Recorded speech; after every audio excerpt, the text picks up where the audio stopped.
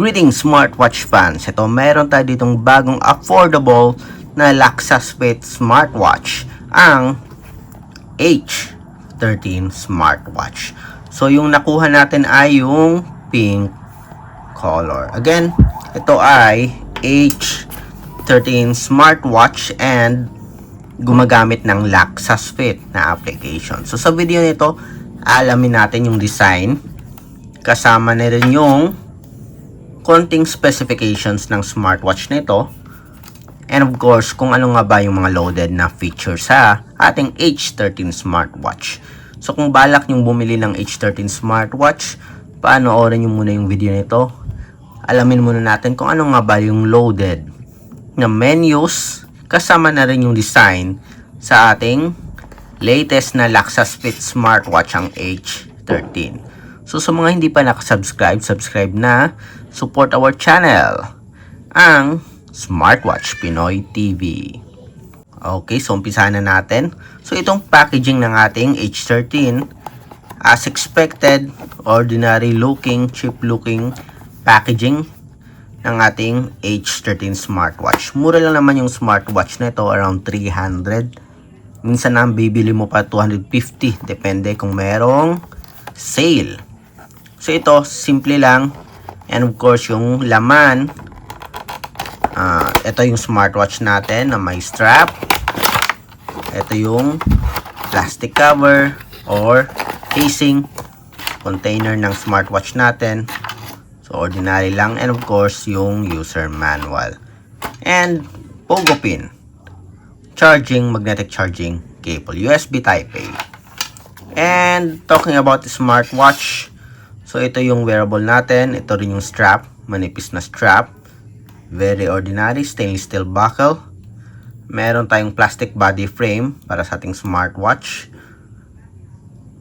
So ito yung sensor natin for the heart rate. Flexible silicone strap na merong quick release pin for easy replacement. So simple lang.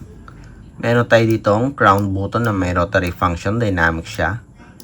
So, pwede nyong paikutin to change yung watch face. So, ito yung default watch face natin. So, simple smartwatch. Okay, classic. Curved corner. Pati na rin yung body frame. Rounded. Semi-rounded body frame. Plastic back cover. Kung napapansin nyo sa TikTok or sa Shopee, may mga video na OA yung pagkakadescribe nito. Okay? Sinasabi na mukhang mansanas. Huwag kang maniniwala doon. And sinasabi rin doon na from 2,000 naging 250. Okay? So umpisa pa lang na binenta nila to, it is around 250 na kagad to 300. So huwag kang magpapabola sa nagsasabing 2,000 ngayon ay 300 na, so bili na. Okay? Sale. Okay? So, unang labas pa lang ng smartwatch nito, it is around 300 or 250 pesos. Okay, so plastic back cover, pati yung middle frame, power on and off button, rotary function, flexible silicone strap. So, around 0.22 na merong flexible silicone strap na merong quick release pin for easy replacement. Hindi ako nagkakamali, around 22mm yata to. Okay, so 22 nga. More or less. Pasok na to sa 22mm. So lightweight yung wearable natin. Napakagaan lang. And okay lang naman, entry level smartwatch yung H13. So hindi naman ganun ka-cheap. Okay lang. Especially for those na naghanap ng smartwatch na mura lang and can tell time. Wala siyang SIM card slot. Full Bluetooth smartwatch to. So sa weight, tingnan natin. May battery pa ba? Ay, walang battery. Around 35 grams yung weight nito. Hindi ako nagkakamali. Okay, so tingnan natin. Meron pa akong weighing scale dito na isa. check natin yung weight.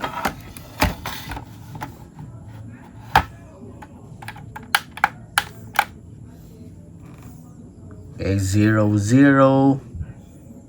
Okay, tingnan natin ang pagkakasabi ko, 35. So, 32. So, around ganun nga. 32 grams. Kasama na yung strap. So, pag wala siguro yung strap, around 20 lang. So, very lightweight smartwatch. Dahil meron siyang plastic body frame and lightweight din yung strap. Okay, ito yung design ng ating H13 smartwatch. So, sa specs, 1.85 inch IPS yung screen display. Yung border niya okay lang.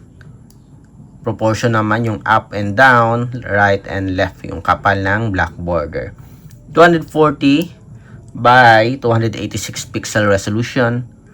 Merong 300 mAh battery at yung battery life average lang na 3 to 5 days. 300 mAh and IP67 or 68, depende kung saan nyo nabasa yung specifications. So I think it's just IP67 despite na IP68 yung nakalagay sa ibang page.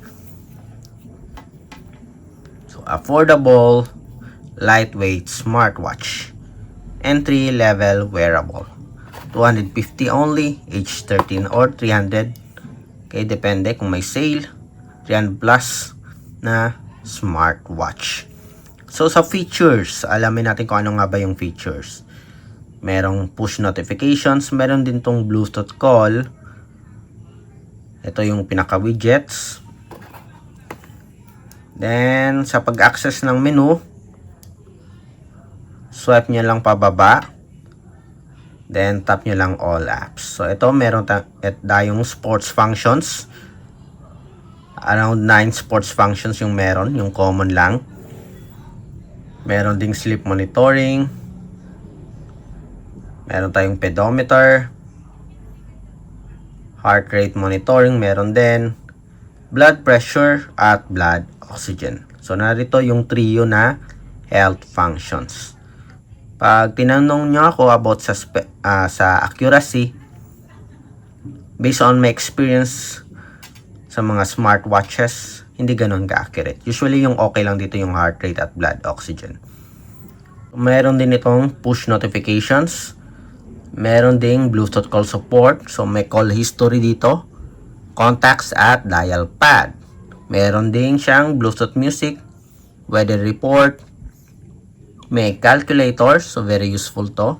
May alarm, sedentary reminder, stopwatch, remote photo control, meron din. May voice assistant, find phone, car race torch, meron din. May calendar, may contacts. So ito, kasama na to sa Bluetooth call. At ito yung siguradong supported na apps. Notifications hindi ka pwedeng mag-open ng Facebook sa smartwatch. Notifications lang yung matatanggap mo. So, merong support for Facebook, yung X or Twitter, WhatsApp applications. So, sa mga reminder, meron tayong drink water reminder, multiple language support, may Tagalog ba? Tingnan natin, or Filipino. Yun, meron. Going back, QR code para sa ating support app na Laxas Fit. Multiple menu options, hanggang 6 tayo meron. Bedside lamp mode, store factory default, about, and ito yung additional health functions, uric acid, blood sugar, at blood fat.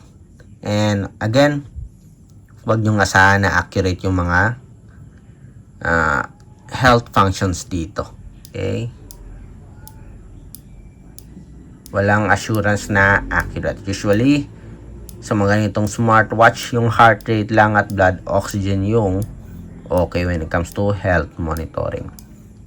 Kasama na rin yung steps. Okay rin naman yung steps.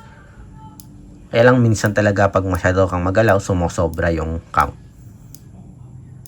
Okay, ito po yung iba't ibang menus and features ng ating H13 smartwatch. So kung may katanungan kayo about sa smartwatch na ito, drop lang ng comment. And of course, papakita rin natin sa inyo sa mga susunod na video kung paano nga ba i-set up yung H13 smartwatch sa inyong Android phone. So, sa ano pang hinihintay nyo? Subscribe na, like, share yung video na ito. Bye!